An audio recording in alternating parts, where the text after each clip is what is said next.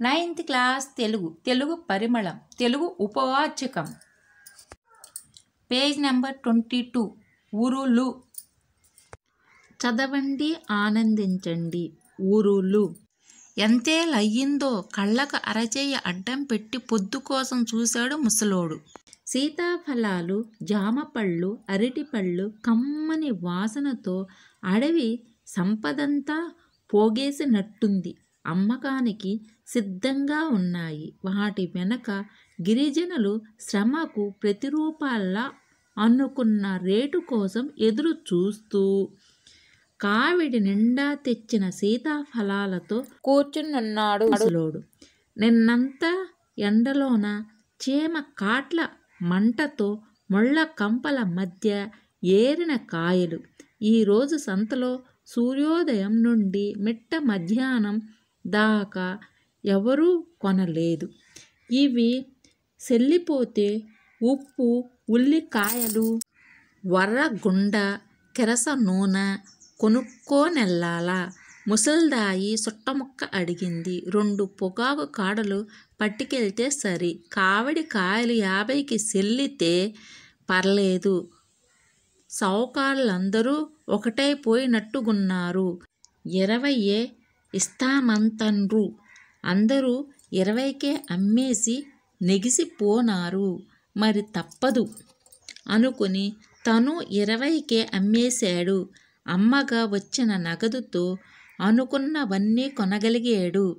ముసల్దాయడిగిన సుట్టముక్క తప్ప కొడుకు సొంబరికి 2 గుడ్డముక్కలైనా కొనియ్యమని అడగాల.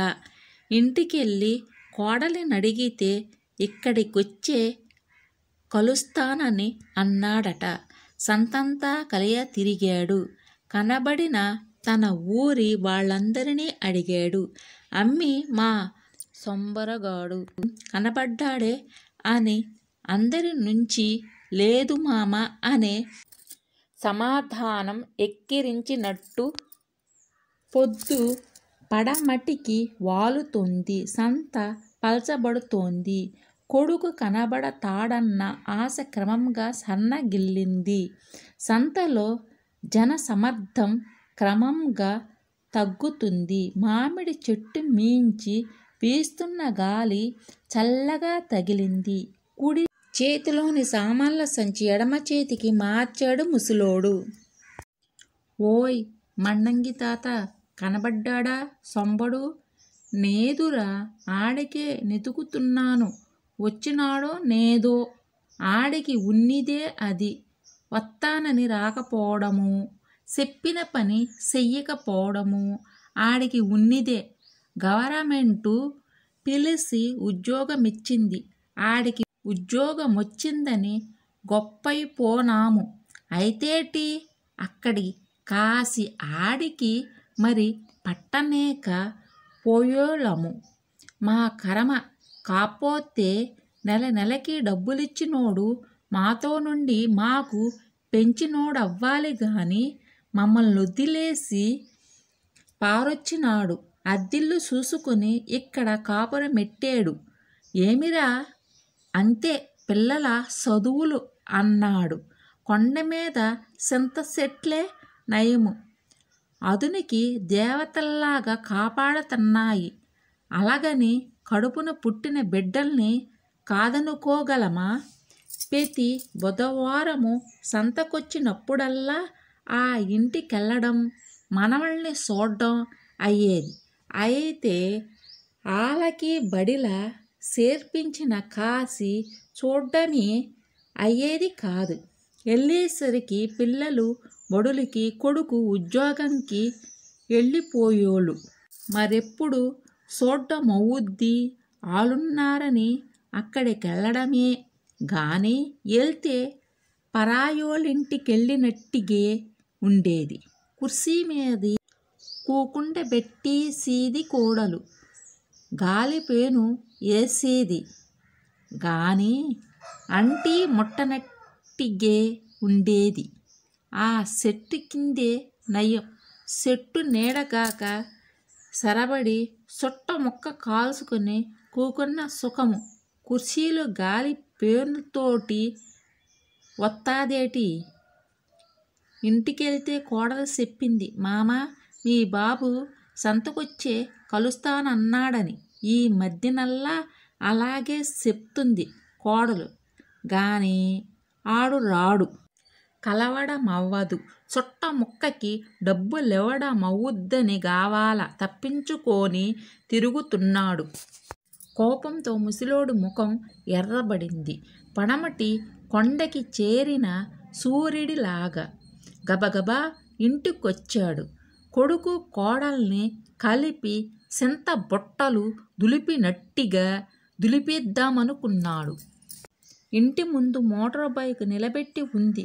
గడపలో ఎవరో ఇద్దరు మాట్లాడుతూ కనిపించారు. లోపలికెళ్ళి కోడలి నడిగాడు, ఎవులమ్మీ అని. ఒకడు పోలీసు, మరొకళ్ళు అప్పులోడు అని చెప్పింది కోడలు ఏడుస్తూ. ముసలోడు కోపం ఎగిరిపోయింది. గుండెలో సన్నని భయం కదలాడింది. పిల్లలు బిక్కుబిక్కుమంటూ కూర్చునున్నారు. కొండలాంటి ముసలోడు సింధవ్వ ఎదురైతే ఆయుధం లేకుండా ఒట్టి చేతులతోటి చంపీగలడు. కానీ కాకి గుడ్డలంటే భయం. మోగ గాయాల సాక్షిగా సొంబరు నీకేటవుతాడ్రా? ఇద్దరిలో ఒకడు అడిగాడు. నా కొడుకు బావు ఎక్కడున్నాడ్రా? అదేటి బావు ఇక్కడే ఉంటాడు. ఏడైతే నీ గోసి గుడ్డలా దాశావేట్రా వెటకారంగా అన్నాడు. ముసిలోడి గుండెలో రాయి పడింది. మనసు కీడు పసిగట్టింది. పులి తిరుగుతున్న వాసన గుర్తొచ్చింది. ఆతృతగా కోడలి వైపు చూశాడు. మీ బాబు 4 రోజులా కాసి ఇంటికి రావడం లేదు మామా అని మళ్ళీ వెక్కి వెక్కి ఏడుపు అందుకుంది. ఏంటి ఏటయింది? అదురుతున్న గుండెలతో అడిగాడు. కోడలు జవాబిస్తోంది. ముసలోడు నిశ్శబ్దంగా చీకటిలాగా నిలబడిపోయాడు. గూడెంలోన పూరిపాకలో ఉన్నన్నాళ్ళు సుఖంగుండేది. మొల మీద గోసిగుడ్డ, చేతిలోన గొడ్డలో కంకో ఉంటే బతుక్కి ఎదురులేకపోయింది. కొండ మీద పోడు చేసి సామలో, గంటిలో, జొన్నలో, కందులో తిండికి సరిపడిన కాడికి పండించి ఉన్నకాడికి తిని నిరూపూసిగా బతికే సోలం. పంట ఉన్నంత కాలము అక్కడ ఏసిన అరపతోనే పొద్దు పోయేది. కోతులు హనుమంతులు పంట తినీకుంటా రాత్రిళ్ళు తెలివేసే ఉండోలిమి. ఆ ఏలప్పుడు పిల్ల గర్ర మీద పాట పాడాలా? తుడుము దెబ్బేస్తే ఏ జంతువైనా కొండంతలకి పారిపోవాలా? పిల్ల గర్రపాట తుడుం దెబ్బ ఆగిపోయిందంతే. కంది కొత్తల పండుగు అయిపోయిందన్న మాటే. కొండ మీద మంట ఆరిపోయిందంతే. పంట చేతి కందిపోయిందన్న మాటే. అలపింటిది ఈడికి ఉద్యోగమొచ్చింది. కొండ ఎరగడు. మా తాతల కాంచి సూత్తన్నాను. ఒంటి మీద గోసి గుడ్డ తప్ప ఏటీ ఉండేది కాదు. అయితేటి హాయిగా ఉండోలిమి.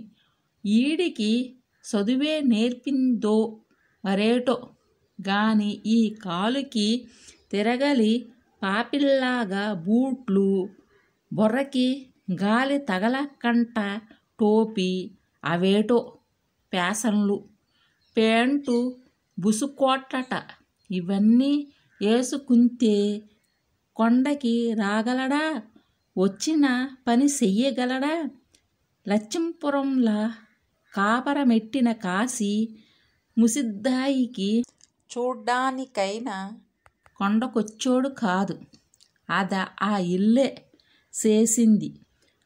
తోటోలందరూ సొంతిల్లు కట్టుకున్నారు. మనమేటి అద్దెట్లా? మనమూ ఇల్లు కట్టుకుందుము అని స్లేవిల్లు కట్టీడానికి తయారైపోనాడు. స్లాబిల్లంతే మాటలేటి? డబ్బుండాలా? అక్కడే సిక్కిపోనాడు. అవేటో సీటీ పాటలట. అంతలా దిగాడు. అక్కడ డబ్బులు రావాలంతే మరొకలా ఆమె సంతకాలుండాలట. అందుకే ఈడికి వరసకు బావే, ఆడు మేష్టే, ఆడు ఆమె సంతకం చేసిచ్చాడట. ఆ సీటీ సంఘం పాడేసి ఇంటి మీద పెట్టేసినాడట. ఇల్లుంతే సరిపోద్దా? ఇంటికి సరిపడా సామాన్లుండాలా? పొద్దుపోతే పిల్లలు ఇంకొకలా గడపెక్కుతున్నారని ఆ టీవీ తెచ్చాడు. నెలకింత కట్టిద్దుమని డబ్బుల్లేకుండా టీవీ తెచ్చాడు. బాగే బతుకుతున్నాడనుకున్నాము. నాకేటి తెలుసు ఆడెంత ఇబ్బంది పడుతున్నాడో, అడిగేటి అవసరాలున్నాయో. టౌన్లో ఇల్లు గడపడమంతే, మాటలేటి, డబ్బులతోటి పని. సీటీ పాట పాడటమైతే పాడేసినాడుగాని నెల నెల డబ్బులు కట్టనేకపోనాడట. అప్పుడు సీటీ ఓడు పళ్ళకుంతాడా? ఆడు కోర్టుల కేసు పెట్టాడట.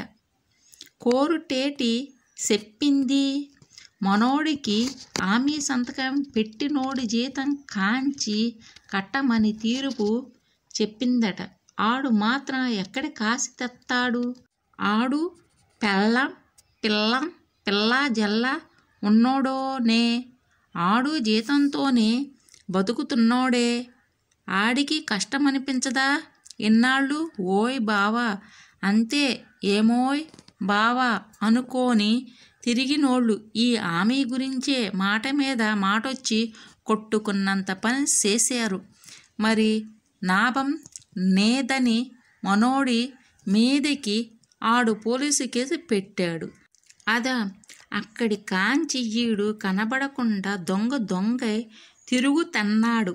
పోలీసులు అప్పులోలు నెతుకుతున్నట్టుగున్నారు. అవున్రా, నీ కొడుకు ఎక్కడున్నాడో చెప్పరా? అసహనంగా అడిగాడు పోలీసు. నాకేటి తెలుసు? ఆడెక్కడెక్కడ తిరుగుతున్నాడో, ఏ ఏలకి తిండి తింటున్నాడో, ఏ ఎరకల దాక్కుంటున్నాడో నాకేటి తెలుసు? కొండల్లోనున్నోడిని, అడవిలోన బతికినోడిని నాకెలాగ తెలుస్తాది? కొడుకు స్థితిని తలుచుకుని ఏమైపోతాడోనని రోధించింది తండ్రి హృదయం. పిల్ల తప్పిపోయిన తల్లి మేకలాగైపోయాడు ముసిలోడు. ఆడు సదవకున్నా నాతోనే ఉండిపోయుంటే ఎలాగున్నో అని ఆలోచిస్తూ ఉండిపోయాడు. భూములన్నీ సావుకారి చేతిలో ఉన్న రోజులు. పండిన ఒక్క గింజ కూడా తనకి మిగిలేది కాదు. పండించిన పొవ్వాకు, కందులు, జొన్నలు ఒకటేమిటి, ఏటి పండితే అది సావుకారికే ఇవ్వాల. రేటు ఆడే చెప్పోడు. ఆ రేటుకే సరుకులు ఇవ్వాల. ఆ రోజు కొడ్డజోల కాసి పసుపు కొమ్ములు తట్టతో దించుతున్నాడు. తను షావుకారు చూసేడు. ఓరే సుక్కు పిలిచాడు. ఆగలేదు. మళ్ళా పిలిచాడు. ఆగకపోతే దారి కడ్డంగా నిలబడి దించురా, ఏట్రా తట్టలోన లాగి అడిగాడు. చెప్పాడు తను. ఇంటిలా పడియేరా అన్నాడు. నీకియ్యను, సంతల అమ్ముకుంటాను అని అన్న మాటకి సావుకారు కోపమయ్యాడు. ఈ ఊర్లోన ప్రతిదీ నాకే అమ్మాల్రా తట్ట లాక్కుంటూ అన్నాడు.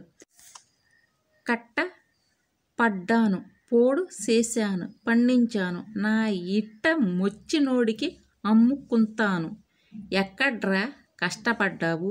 నీవు కష్టపడిన ఆ కొండ నాదిరా, అక్కడ పండిన పంట నాదిరా. మర్యాదగా చెప్పిందిను, లేకపోతే అనుభవిస్తావు బెదిరించేడు. బెదరలేదు తను. ఆ రోజు పడమటి కొండల్లో ములిగిన సూర్యుడు ఆ మరునాడు తూర్పు కొండ మీద పోలీసులతోటి తేలాడు.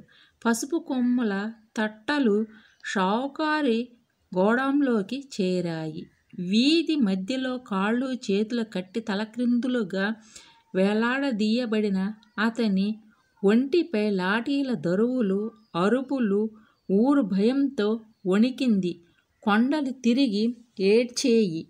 ఆ రోజు గూడంతా తప్పించుకు తిరిగేరు. ఏ కొండ పంట ఊర్లోకి తెచ్చినా షౌకారికే అమ్మాలి. లేని నాడు తప్పించుకు తిరగాలి. షౌకారి కాళ్ళ నుంచి, పోలీసుల లాఠీల నుంచి తప్పించుకు తిరగాలి. గతం కళ్ళ ముందు కదలాడి విషం మింగినట్టు గుటకేశాడు ముసలోడు. అప్పుడు నాను అలాగా, ఈ పొద్దు నా కొడుకు ఇలాగా చదువుకున్నోడు, ఉద్యోగస్తుడైనాడు, మా కంట తెలివైనోడు. అలిపింటిది తప్పించుకుని దొంగై తిరగడమేటి? ఆడిక గతేటి? ఎందుకిలాగైపోనాడు? అయినోళ్ళకి దూరమైపోయి ఎన్నాళ్ళు తిరుగుతాడు? బావా అని తిరిగినోడు ఈ పొద్దు ఆడి మీద కేసు పెట్టడమేటి? ఉరిలో టిక్కిపోయిన శవర పిల్లి లాగా గిలగిల్లాడిపోతన్నాడు కొడుకు. అసలీ ఉరిలేవు లేసినట్టు. అతనికి ఏమీ అంతు చిక్కడం లేదు. ఏదో ఒకటి చెయ్యాల. కొడుకునెలాగోకలాగా దక్కించుకోవాల. మా తాతల కన్నా మేము, మాకన్నా ఈడు కొంతలో కొంతైనా నయమై ఉన్నారు. రోజులెప్పుడూ ఇలాగుండవు. రేపు నా మనవలు ఇంకా నయముగుండాల. ఎవలు దగ్గరికెళ్ళాలా, ఎవలు సాయం చేస్తారు అనే ఆలోచనలోకి జారిపోయాడు. ఆ బావే ఈడు చిన్నప్పుడు దారి తప్పి తిరుగుతున్నోడికి దారిలా పెట్టిన గురువు. ఇప్పుడు దారి చూపెట్టడా? అతగాని దగ్గరికే వెళ్ళాలని అనుకున్నాడు. లేచి బయలుదేరాడు. ఆకాశంలో నిండు చంద్రుడు వెలుగుతున్నాడు చల్లగా ముసలోడికి దారి చూపిస్తూ.